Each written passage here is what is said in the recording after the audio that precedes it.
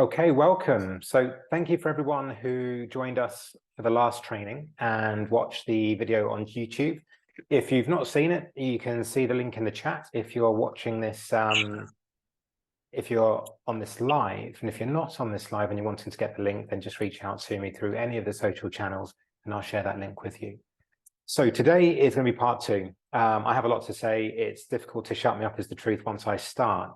And so we ran out of time last time, and I suspect we're going to run out of time again today. So that's good news, because hopefully that means there's a part three into all of this.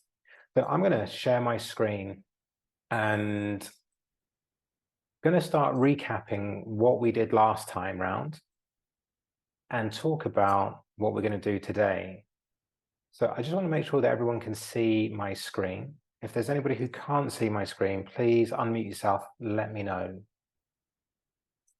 Okay, so here we are, Toxin Treatment Techniques and Tweaks, part two. Probably needs a tweak on the title there, because really I'm just talking about toxin and the things that I think would be useful for anyone reasonably new to the game to know. But even if you have been in the game for a while, I think it's great to be able to share tips and tricks. And I certainly wish I had the opportunity to do this when I was earlier in my career. And you know what? Even now, I would love to sit down with some of my colleagues and find out exactly how they did certain things. So let's get going. So last time, this was the agenda. Okay, I introduced myself, talked a bit about toxin strategy in my own clinic, and then we went through consultation, patient selection, et cetera, and try to stay away from kind of academia, papers and references and things like that, and really just talking about real life and the kind of things that I think you can do in your practice to make things go more smoothly and to increase your patient satisfaction. So today, we're going to be picking up where we left off last time. I am going to talk a very brief bit about myself, not because I'm trying to show off, but if you haven't seen part one, you might just want to know who this guy is. Why is it that you might want to listen to anything he has to say? And then I'm going to get straight into dosing. So pitfalls, well, I'm not going to read it all out because you can see it there yourself. Then it's going to be more interesting to start talking about it. What I'd ask for the people who are watching this live, if you have questions, put them into the chat or note them down. I am going to finish as sharp as I possibly can at 8:45 to leave 15 minutes for any questions and any discussion. Okay, so again, just to recap a quick bit about myself. Did some surgical training in the NHS. So I was there for 6 years, wanted to be a general surgeon. Things changed, realized that the NHS wasn't going to be the greatest employer for me. And so I left. I'd already started doing injectable treatments and I opened a clinic in Northampton.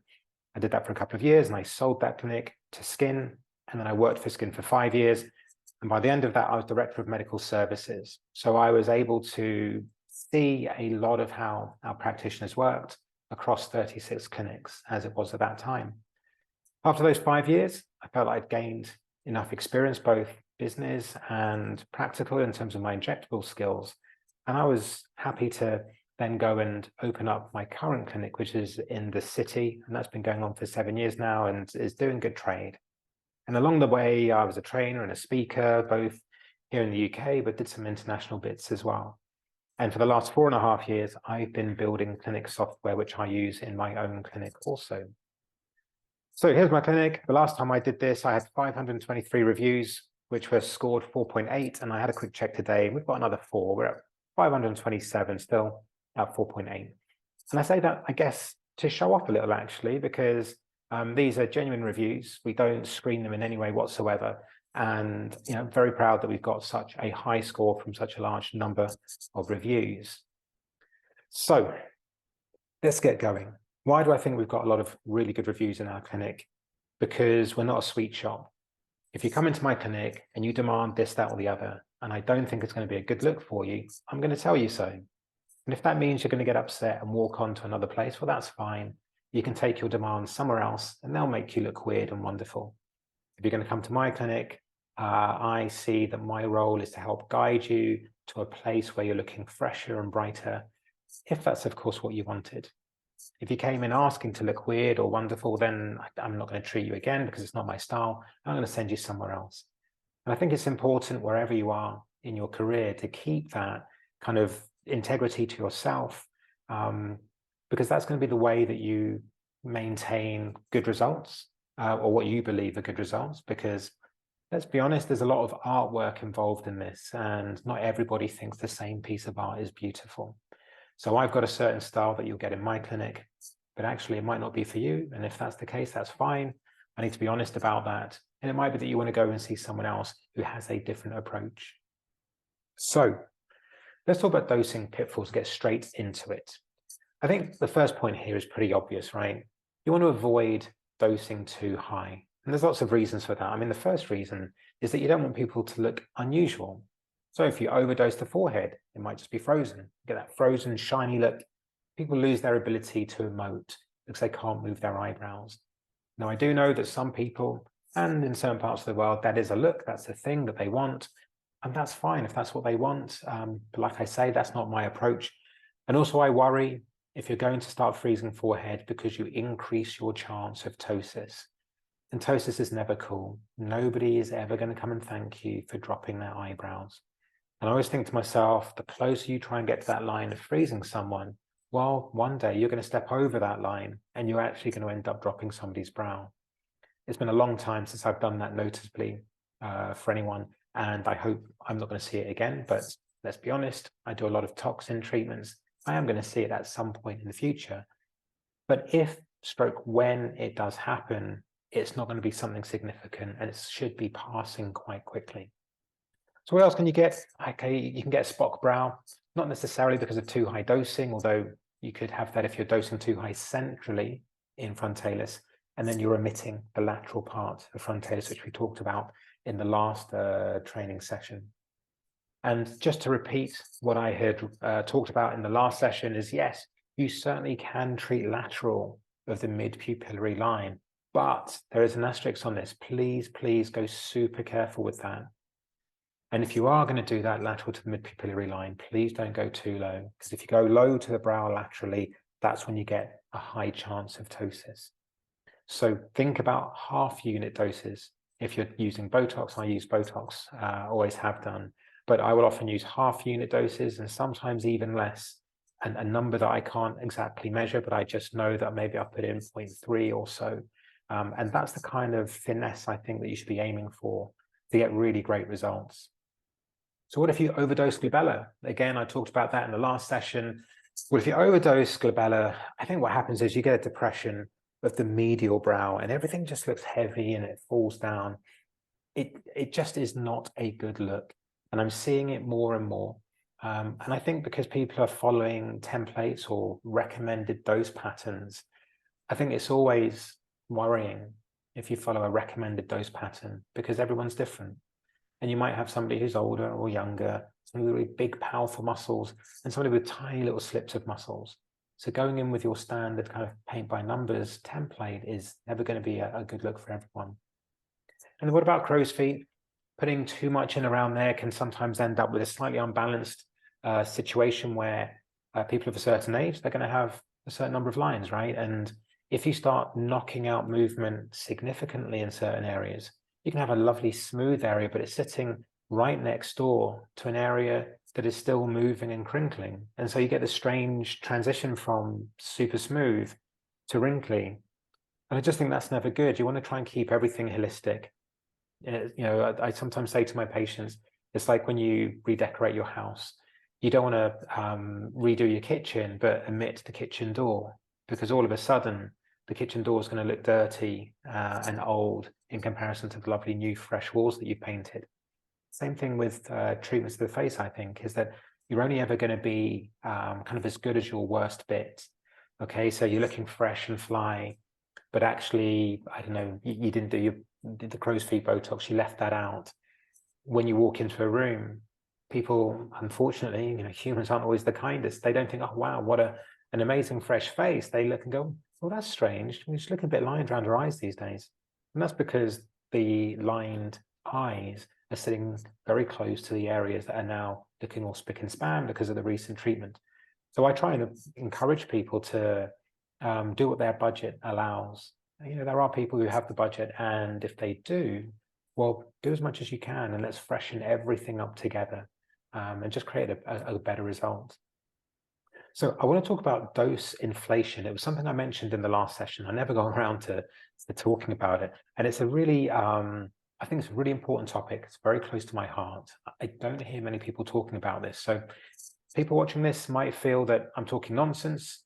And if that's what you feel, then, put some comments in when I post this online. I'd be interested to hear what other people think. But this is dose inflation according to Dr. Askari. So let's go back to the beginning. I'm not going to jump straight into dose inflation. We want to understand, how do we get there? So I want to talk about people's first toxin experiences. What happens when you've got somebody who's never had toxin before? Now, they've often tried a lot of stuff over many years. They've tried different products, really expensive products that have promised them all sorts of benefits to their skin. I mean, we see those adverts on the telly and on billboards all the time.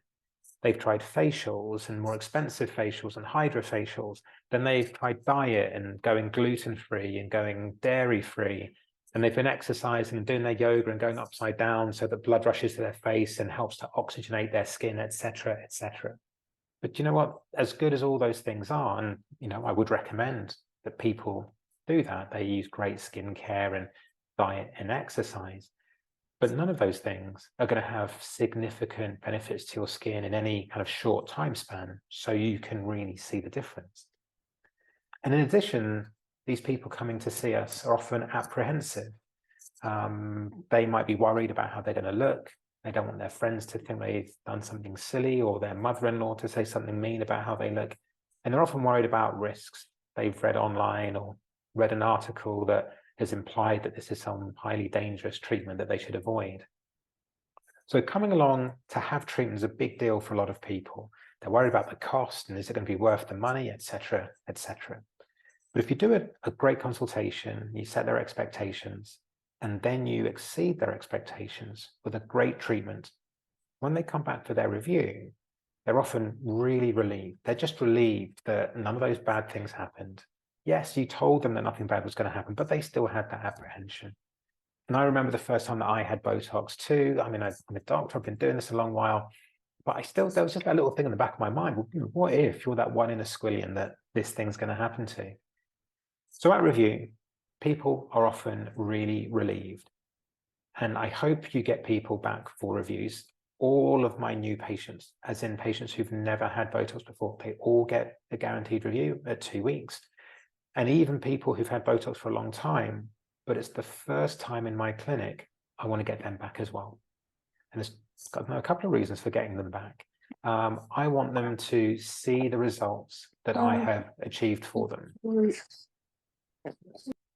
So I want them to see the results that I've achieved for them, and I want them to see it with their own eyes, and I want them to see that picture right next to their real life face. That's the first thing. So it's a bit of a show-off exercise, right? You came and you gave me some money, and this is what I've achieved for you. And secondly, I want to take the opportunity to see if I can make the result even better. So somebody who's brand new to Botox, I mean, how do they know what a great result is? They'll know that they're looking better, fantastic. But maybe it's a 70% of what I can do. Maybe it's 90% of what I can do. I want everyone to get 100% of what I can do. So maybe it's the smallest of tweaks. And that's for me to have a look and see if I can help them out getting an even better result. So reviews for new patients too, I think are really important. Please do it for everyone. And it's your opportunity to show them what a great job you've done. So you've got your newbie, they've come along, they've put their trust in you, they've given you hard-earned cash, and now you've done a great treatment. They're just relieved, and they look in the mirror and think, wow, what a great result. There is nothing that they will have ever had in their life before that would have given them such a significant change in their lines in such a short space of time. So it truly can be a mind-blowing one, because the amount of money they would have put into all these other things, these specialist products and like over the years, far outweighs the £200 or so they've paid for an area of Botox with you. So they should be really excited. They should be really impressed at your review. Why? Because I hope that what you've done for them is a great consultation, and you've under-promised and then you've over-delivered. That's how you get really, really happy customers or clients or patients. Please, please don't ever over-promise and under-deliver, because that's how you get really unhappy people with very poor reviews. Now, when you first start out, it's really difficult to say no to new patients, right? Because you're trying to get your business going, you're trying to get the sales in. But honestly, under promise and over deliver.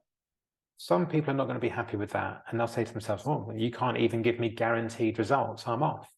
Well, that's great. Let them go, because those people are the ones that you don't want to treat. They're the ones that aren't going to listen to what you've got to say. They're not going to have realistic expectations. And if you do treat them, you're just setting yourself up for trouble later on. They're going to be back over and over again complaining. Maybe they want money back. They're going to suck up your time. They're going to suck up your toxin. They're going to suck up your energy, and you'll lose the will to live. So let them self-select themselves out. You want to ensure that that first treatment, that first experience is just amazing. So this deserved its own slide in big letters. The elation of the first experience will never be repeated. I mean, think about some of the first times you've done other things in your life, right? That buzz you get from the first time you've ever done something, the excitement, etc., etc. It's quite difficult to get that back again, and you spend the rest of your life trying to repeat that excitement, and it's never quite the same. And I think it's exactly the same with Botox. I'm going to show you a little bit why. Now, this is probably the only slide and only kind of reference you're going to see.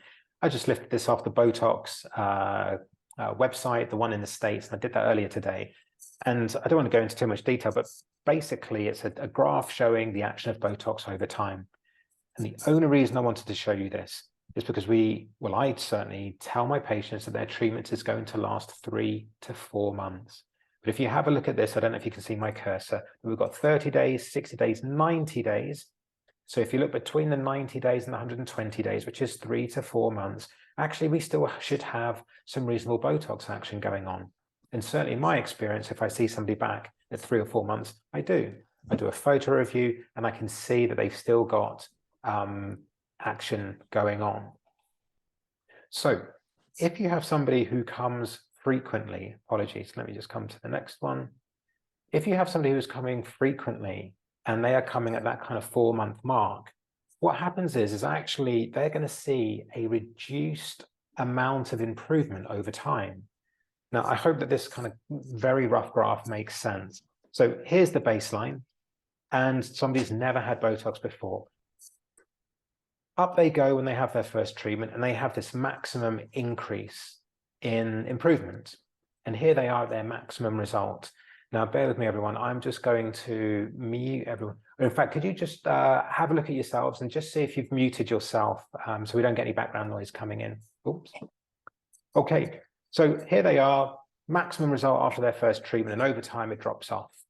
But if they come back and see you at 4 months, they haven't quite gone back to ground zero, okay? They still have a little bit of Botox working, whether it's 20%, 30%, I don't really care, but they haven't gone back to zero. So now when they have their Botox treatment, they're starting at a higher place, but they're not going any higher, right? They're still going to their maximum result. And so the amount of change, the length of that arrow is going to be shorter. And then when we get to the next treatment, it's going to be shorter still. Now, of course, it doesn't just keep getting shorter and shorter forever and ever. They get to a place where they are just kind of floating around and they're now having maintenance treatments.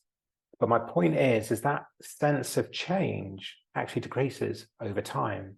And that's the thing that we need to watch out for. And we need to let our patients know that this is coming. Okay, so this is what I often see in my patients. First treatment, they're super happy. They just can't believe that paying that amount of money could change their lines so significantly over just a couple of weeks. Come to the second treatment, they don't have the apprehension anymore. Okay, they don't have the fear, they know what to expect, and they're not worried that their head's going to fall off or they're going to have some terrible allergic reaction. And what they do now is that they're getting more fussy, more discerning, because they know the amount of change they should be expecting. And now when they get it, instead of oh my goodness, I can't believe it, it's, all right, but what about this bit here? And hang on a sec, what about that bit? I'm sure that wasn't there before. And suddenly they start noticing all these little imperfections. Now, let's be honest, those imperfections were there before. It's just that they were so much improved that they were just really happy to have got that amount of improvement. So now they're looking for small imperfections. They don't have that relief of, phew, I'm glad that I'm still alive, etc., etc. And it's getting more difficult to make them happy in the same way. And also, as I've just explained, it's really difficult to recreate that first time of doing something or seeing something. And they will have seen a smaller change because they weren't looking as lined as they were at the start. So I always have all the photos on my iPad. My software saves all the photos in time order. And it's always handy because if anybody ever comes back and says to me, oh, I don't think it's worked so well, I don't think it's working as good, I'll always go back to their pre-Botox photo. Even if it was 2 years ago, whatever, I don't care. I'm going to pull up that pre-Botox photo. I put it next to their face. I get my iPad and I put it next to their face and I ask them to hold the mirror so that in the mirror, they can see their own face and they can see the iPad photo of how they looked previously. And without a doubt, they're always going to be looking better. And so I use that to remind them that, look, this is how you used to look. This is your baseline. This is you before Botox. And when they see that photo, whatever grumble they have, oh, actually, yeah. And it's worth bearing in mind, of course, that they were older. Oh, sorry, they're older now, right, than they were in that photo. That photo might be a year old, 2 years old, and you're showing them that despite being 2 years older, you're looking much better than you were before. So for sure, your Botox is still working. So second treatment, starting to perhaps feel that it wasn't quite as good as it was last time because there's this imperfection I've noticed here and this one here. And I'm sure this line didn't exist before. Well, of course it did. Let's show you in the photo. Once you get to the third treatment, this all really compounds. And now we get something that I have coined the Botox blues. I'm not saying it's a great name, but it's just something that it's a nice thing that drips off the tongue, and it's useful to try to explain to my patients what's going on. By the time I get to treatment 3, people really are starting to think, oh, do you know what? I'm sure it was better last time round. And actually, it's not that. It's just that they are losing sense of what their baseline was. They think they've got they think their baseline is the same, but it's not. They've recreated a baseline and they think they've always looked like this. But of course they haven't. How they're looking today is their post-Botox self. So again, having that photo to show and compare to how they used to be so they can truly see their pre-Botox self is really important. So in my clinic, they come along, they have the first treatment. We do the consultation and we make them super happy. Come the second treatment, depending on the personality, I might start to just feed in this idea of the Botox blues and the idea that they might start to change their own perception of what their baseline was. Third treatment, everyone gets that talk, every single person. And you know what? Even though I've told them that, they come back for the next treatment or the review, and they'll say, oh, do you know what? But there's this bit here and that bit, and I'm sure it just hasn't worked as well. It's not lasted as long as it did before. It was so much, but did you do the same dose as last time? And then I say, hey, do you remember I told you last time about the Botox blues? Yeah, oh, yeah, I think, yeah, that's what's going on now. I'll tell them again. And the next time I see them, I'll tell them again. And do you know what? I spend most of my consultations or most of my treatments each time repeating myself and saying the same thing. I mean, sometimes make a joke of it and I'll call myself a broken record, but I say to them, hey, do you know what? It's my job to just keep you grounded and keep you reminded of where your baseline was and just how good you are now looking. And then we kind of have a bit of a laugh about it. And then they'll come back next time and they'll ask again, oh, but what about this line? And it's like, and we just go round and round, but we keep them happy. If I don't talk to them each time they come along or try and explain what's going on, they're just going to think that I'm cheating them on Botox. Maybe my Botox isn't working so much anymore. And then they'll think to themselves, well, do you know what? Maybe I'll go to the clinic down the road because I bet they've got better Botox than this guy. Okay, so explain the Botox blues early, or that concept, whatever you want to call it. Explain that concept of the psychology of your baseline changing, and also the reality that the amount of improvement you're going to get each time will be less in those early few treatments. And then just keep explaining it over and over and over again. And you know what? If people don't like your explanation and they want to go somewhere else, that's fine. They'll go somewhere else with their inflated expectations and they'll be unhappy, right? And maybe they'll just come back to you as well, because I've got a lot of patients that have not been too happy with the real advice that I've given them. And they've ended up coming back and then realized that actually that honesty and the reality was really a benefit. Okay, so let's move on. Now, at this point, I'm not going to hijack this for too long. I'm going to take 2 minutes, and I don't think it's going to be more than 2 minutes, to just show you something cool. Okay, so I do this training. I don't ask anything for it. I just want to spread the word, but I'm going to show you something that I think is pretty cool and exciting. And I just want to check that you can see my screen. Can everybody see this new screen? If they can't, unmute yourself and let me know. Give me a moment. So screen sharing is paused. Why is that? Okay, bear with me just a moment. I'm going to share my screen again. So here we go, share screen, and let's share the whole desktop. Okay. All right, so this is a screen from Columns, and this is the main screen that you would document your treatments for toxin. And I'm just going to whiz through and just show you how I use this in my clinic. So I have an iPad Pro. That's all I use in my clinic all day to do my treatments and documentations. Now, I think everyone's seen this before, right? You can pick up a dot and you can drop it on the face, yada, yada, yada. Okay, so far, so good. But what's quite cool is down here at the bottom, it starts to count the number of units that you've used. And it also tells you the area that you've used it. So why is that useful? Well, because then you can put a report and you can find out at the end of the month or the end of the week how much Botox you've used. Because Botox is expensive, right? And you want to know how much money you're making.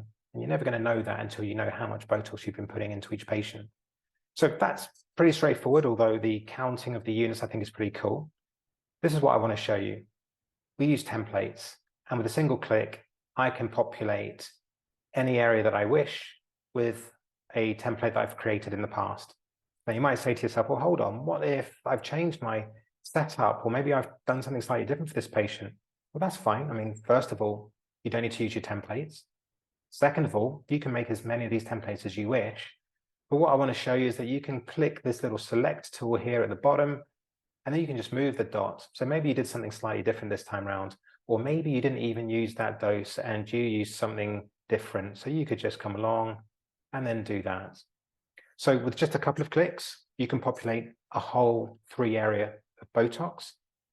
You might then decide, actually, I want this entire 3 area pattern to be one of my templates, and that's fine.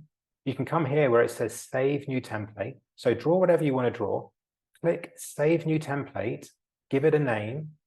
And if you want, you can save it for all the practitioners that use your software, and then save it. And as soon as you've done that, it's going to appear in your template list again. And that's it.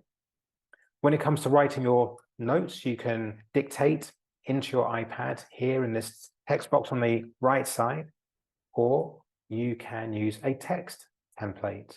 And here I have one, so standard Toxin consult, for example, and it populates it with your text. And now you can go into there and you can edit that text. So super, super fast, really accurate. You've got all of your lot number, expiry dates documented. And here you're still counting all of your units, even though you've been using templates. And the last thing I'm going to say in my last 30 seconds of my 2 minutes is the ideal when you're using paper notes is that you want to see what your treatment was last time, right? Because Mary comes in and she says, hey, my last treatment, well, I felt I could have used a bit more in the forehead. First thing we want to do is see what she had in her forehead last time. And so what we have here over on the right-hand side, I can scroll down and I can see every single treatment that Mary has ever had. Anything important like an allergy being changed, what treatment she had, what the total number of units were. And I can actually click on one of these face maps as well. And I can see the face map large right next to what I'm doing today. So I can use it to help guide my template or my treatment today. And like I say, all of the treatments are there and you can just go back in history. Maybe it's a filler treatment as well. So in my mind, there is no software on the planet for injectable practitioners that gives you all of this kind of information all on the same screen that you can use on a tablet. So if you want to get more information about Columns, you can certainly go to our website and read about it and book a free demo, and we'd be very happy to show you a bit more about it. Okay, so advert over. Let's get back to dose inflation. Right, so I've talked a little bit about the psychology and what I think is going on with people's expectations over time. What often happens is they come back for their review and they start treating their review as if it's a top-up. And I hate using the word top up. Come back for my 2-week top up. No, it's not a top up, right? Because you might come back in 2 weeks. You might not get anything at all. It might be that I look at the result and say to myself, yeah, that looks amazing. And I'll let you know about it. And I'll tell you that there's nothing more that I can do because that's as good as it gets. And somebody might say, well, hold on. Well, what about this little line here? And I'll let them know, well, that line is there because you want to be able to move your eyebrows. And I don't want to stop you moving your eyebrows because we're then going to freeze your forehead. And you told me when you first came to see me that you didn't want to be frozen. Oh, yeah. No, you're right, actually. So you give them the information, give them some education, and you let them know what you're prepared to do and what you're not prepared to do. I'm not really prepared to freeze people's foreheads and stop their eyebrows moving. It's not what I want to do. Fortunately, I'm in a position now where I don't have to take everything that comes to me. So if they want to leave and go somewhere else, well, then, yeah, that's fine. But what can happen is you start to gradually increase your toxin dose over time. Okay, so they've come for the first treatment. Maybe they've had 5 units to their forehead. They come back for a review, and then they say, well, what about this bit and this bit? So you put in an extra 3 units. Now you put 8 units in total. You see them for their next treatment, and you say, hey, how was your last treatment? Guess what? Well, it didn't really last as long as I wanted. Right? Everybody says that. It never lasts as long as you want it because you wanted it to last forever, right? And you've paid a lot of money that you've worked hard for. You want it to last extra. So guess what? Do you think you'd put a little bit more in? What did we do last time? Well, in total, we had 8 units. Oh, do you reckon we put 10 in? Maybe like 11 or 12. Do you think it's going to last longer if we do that? So, you might then say yes to that, and you put a little bit more, and so it continues. And you end up creeping up with the amount of Botox you're putting in. So something else to bear in mind, right? This whack-a-mole mentality, which is that you treat somebody's forehead, and let's be honest, it's generally foreheads, although it's not always. You treat someone's forehead and they get a great reduction in their lines. But rather than looking at their forehead thinking, what a great reduction. I've got 80% improvement in my lines. I've still got some movement. I look natural, which is what I always said I wanted to do. But instead, they start saying, well, look, what about this bit here and this bit here? So you knock out that bit and you knock out the other bit, and you're just doing the whack-a-mole. And what does that mean? Well, it means that you're ending up with a frozen forehead, aren't you? Because now any little bit that moves anywhere at all, well, let's just get that bit and let's get the other bit. And you're just slipping back into that idea of freezing somebody's forehead completely. So whenever I hear that from someone, I keep trying to point out, look, we want to retain a little bit of movement. And yes, that doesn't mean having a little bit of lineage because you have the movement, but that is what humans do. And that's what makes us look alive. And you can still look great and fresh and rest of it, but you're going to look like a human, which is what my aim is. But there's something else I want to think about. As time goes on, the muscles become weaker and weaker. We've already explained, if they come back at 4 months, they've still got some Botox working. The muscle is not as strong as it was right at the start. You dose again, and if they come back at 4 months again, the muscles might be a little weaker still. Now, of course, I'm not trying to make out that just goes on and on, for years and years, and eventually they've got no musculature left or anything like that. I'm just saying in those first few treatments, it's slowly weakening until you get to an equilibrium. So if you keep the dose the same as those muscles weaken, you are in effect increasing the dose, right? So think about this then. If you start increasing the dose as these muscles are weakening, you're increasing the dose even more so. You're amplifying that. So if you ever look back through your treatments and see the amount of toxin you're using is gradually creeping up over the months and years, well, you've got to ask yourself, what is the effect that you're having on the musculature? You are, in effect, increasing the dose continually over time. And I would argue that very quickly you're actually overdosing that muscle. And then it gets to the point where you might actually be putting more toxin in that actually makes any difference. So, there's only a certain amount of toxin that gives you that maximal effect. And anything you put in above that was a bit of a waste of money. The patient's not going to see an improvement. And all that's going to happen for you is that you're going to be wasting your toxin, which is important or expensive, right? It's important and expensive.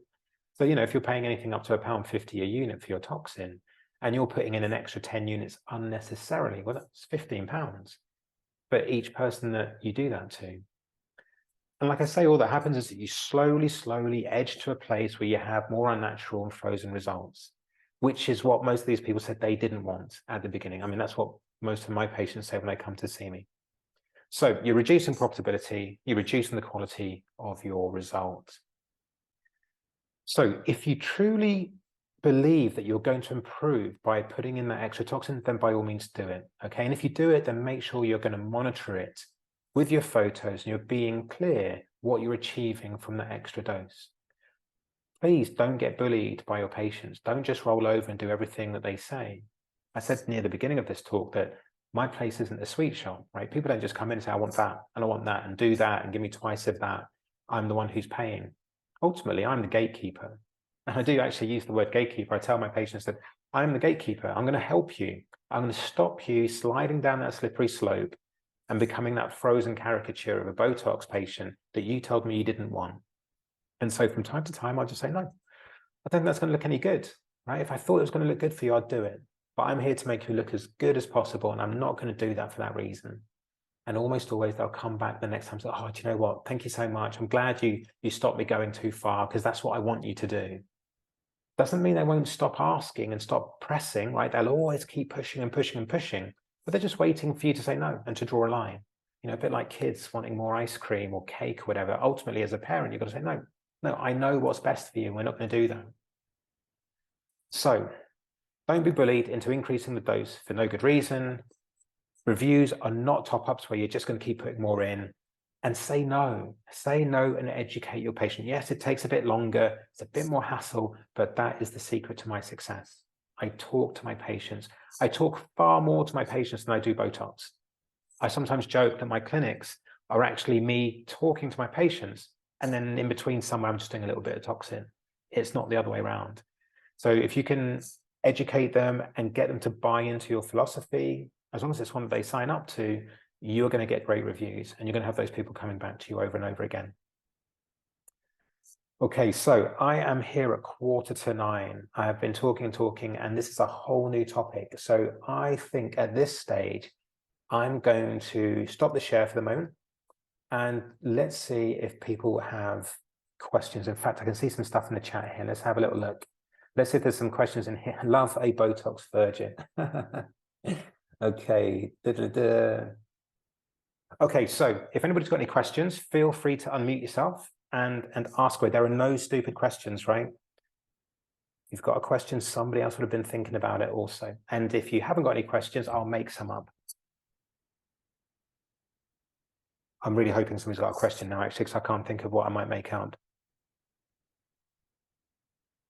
Or does anybody want, in fact, okay, while people are thinking of a question, let me give you a fairly recent case study of mine to explain all of this. So I've got different practitioners in my clinic, and one of my practitioners asked if I could review a case with them. And it was a lady that I used to treat I don't know what, maybe 2 or 3 years ago. And she then moved over to one of my colleagues. And I had to look at this lady's notes. And lo and behold, she had had a huge increase in the dose that she was having to her forehead. We often start really gently on a forehead for all the reasons I already said, because you can always put more.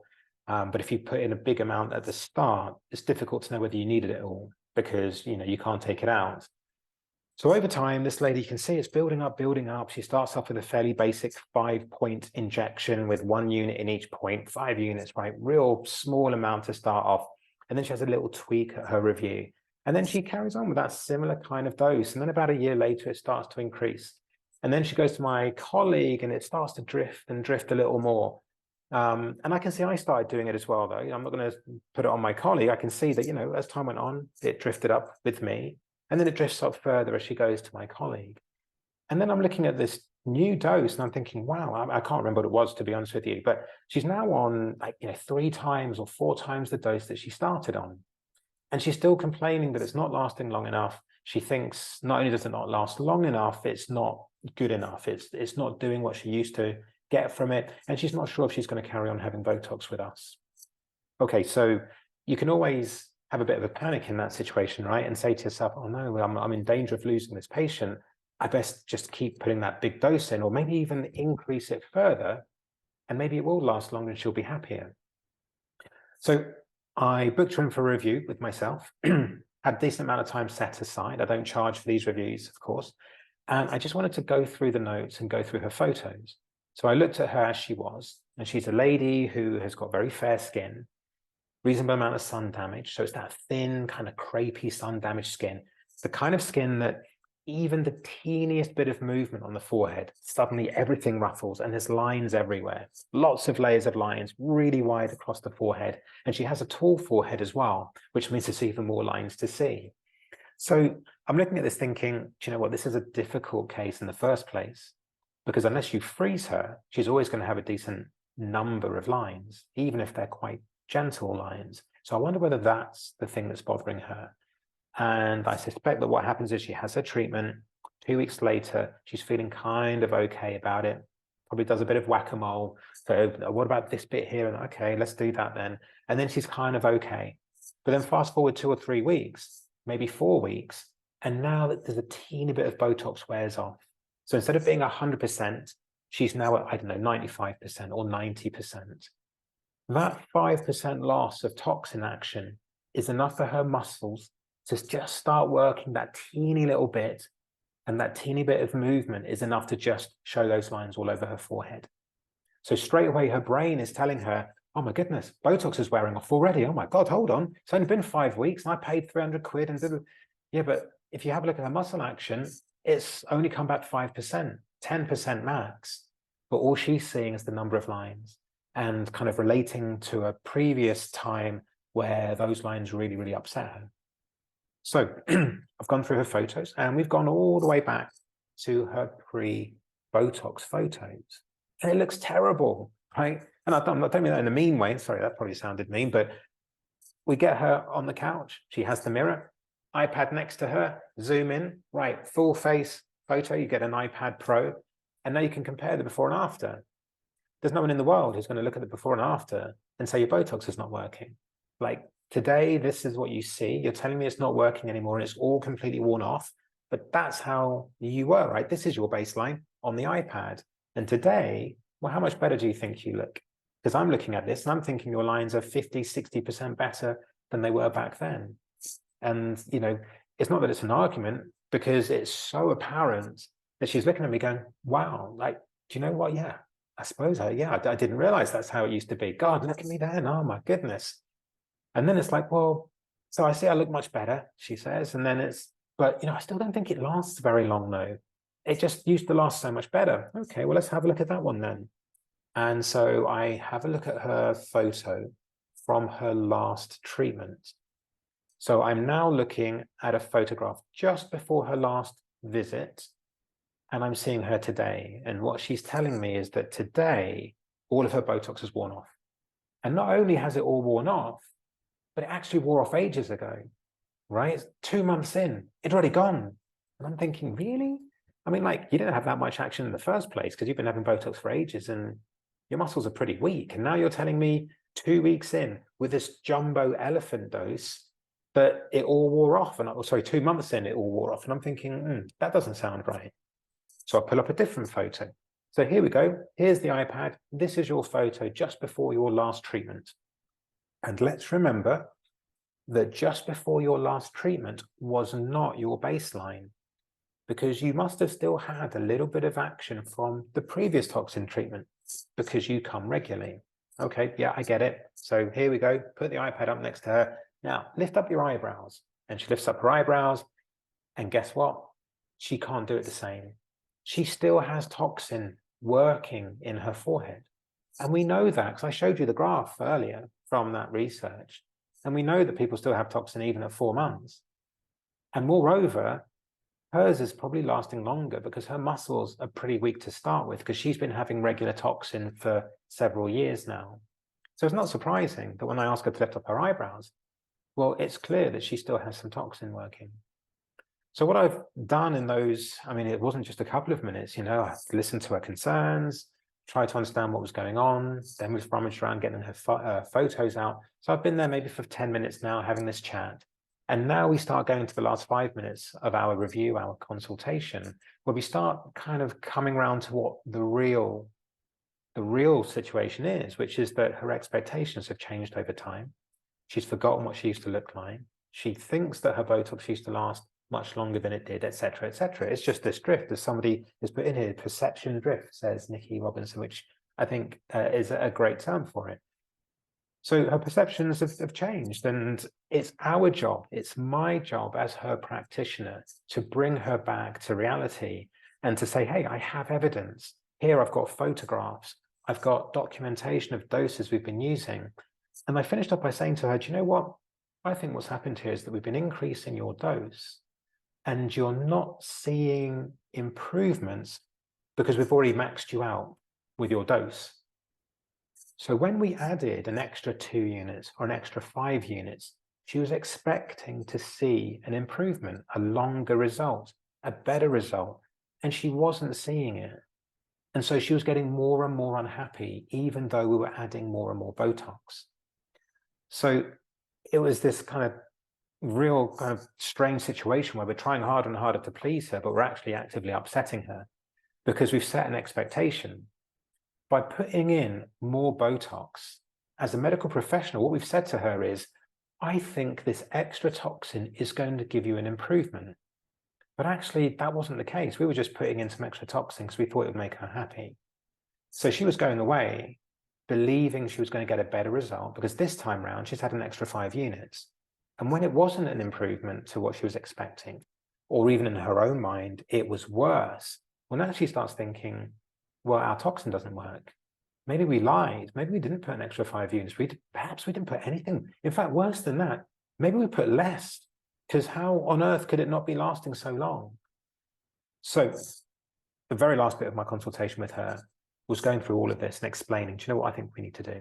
I think we need to pull your dose right back.